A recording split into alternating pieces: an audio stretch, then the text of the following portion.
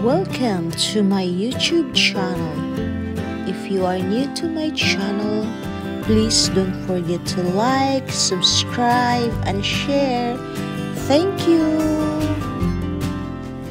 So, andito kami ngayon sa tindahan ng mga halaman. So, it's already springtime here in Germany. So, bumili kami ng mga bulaklak. So, ayan, nandito na kami. Sobrang dami ng mga halaman nila, guys. Tingnan nyo.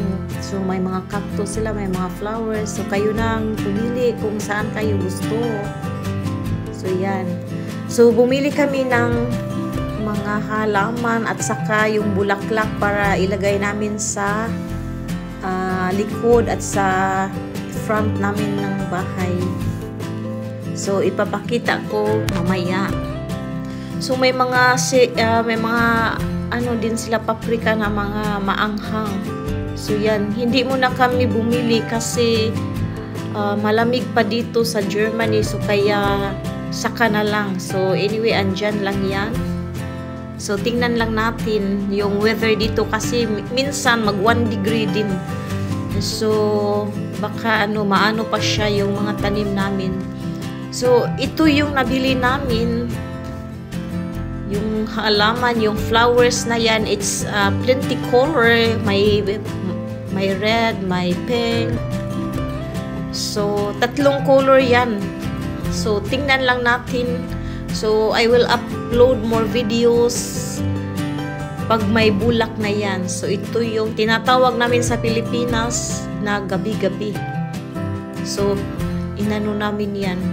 So, ito yung one of halaman namin andito sa labas. So, namulaklak na siya. Violet, may puti.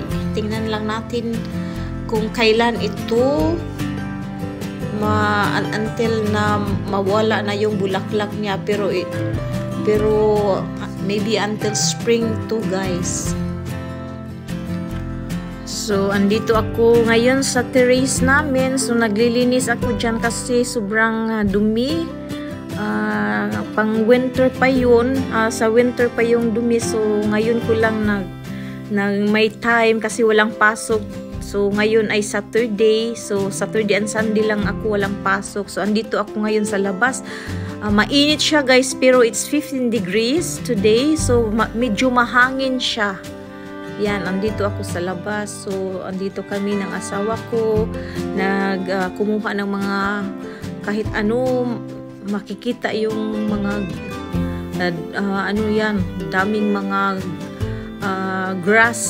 So, nagdidilig din yung asawa ko kasi dry na yung yung mga halaman at mga flowers namin. So, ito yung cherry na tinanong namin last 2 years. So, dami na niyang bulaklak, guys. So, 2 years na yung cherry namin. Tingnan nyo, guys. So, this is my first cherry in my whole life. So, sobrang ganda niya. So, I'm excited. So, last year, nakakuha kami ng fruits.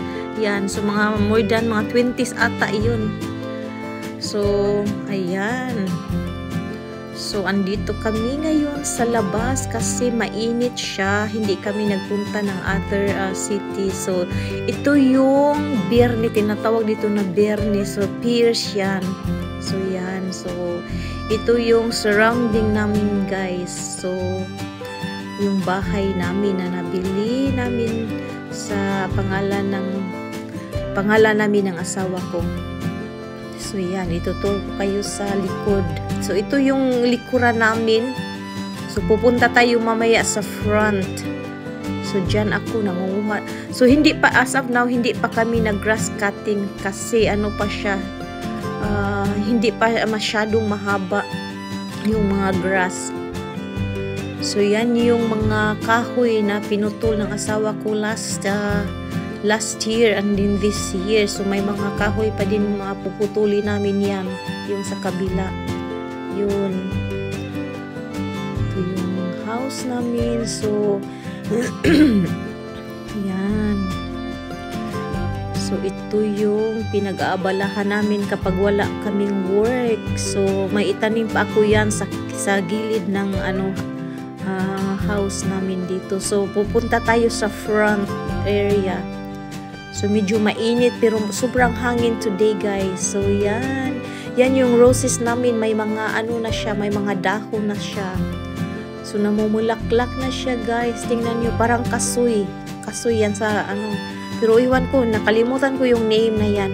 So, 9 ano siya, yung 9 seeds, hindi yung seeds, parang ano siya, sibuyas. So, 7 lang yung nabuhay.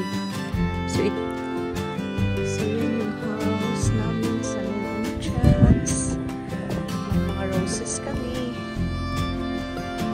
So, bisi-bisihan lang tayo.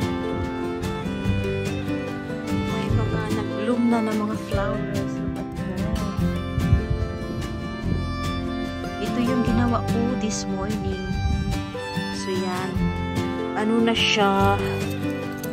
Sana nakapag-video naman ako. Super busy lang sa work. Ayun, yung tulip. Tingnan natin. Ito yung tulip. Ito yung tulip, guys, na tinanim ko last year. I think October or November. I can't remember anymore. But anyway, nag-bloom na din siya. Look at that, guys. Diba? Ito yung area namin. So, tahimik siya, guys. Tahimik. Tingnan mo, walang tao. Ako lang. Yan yung tinanim namin sa pot. Last 2 weeks, I think. Yan yung kapitbahay namin, guys. Yan.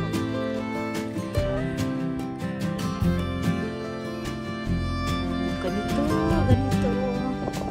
Yan yung garage na. So, yung bahay namin, guys, may cement floor pa yun. So, ito yung bahay namin. Sa magtatanong dyan. So, ganito ka tahimik yung paligid namin. So, yan yung entrance namin. Yan. Yan yung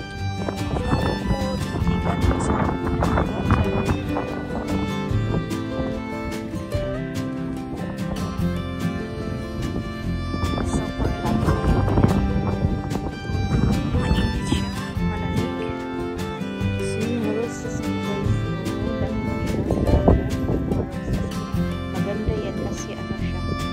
Pink na pink yan. Malamig siya. Flowers yan.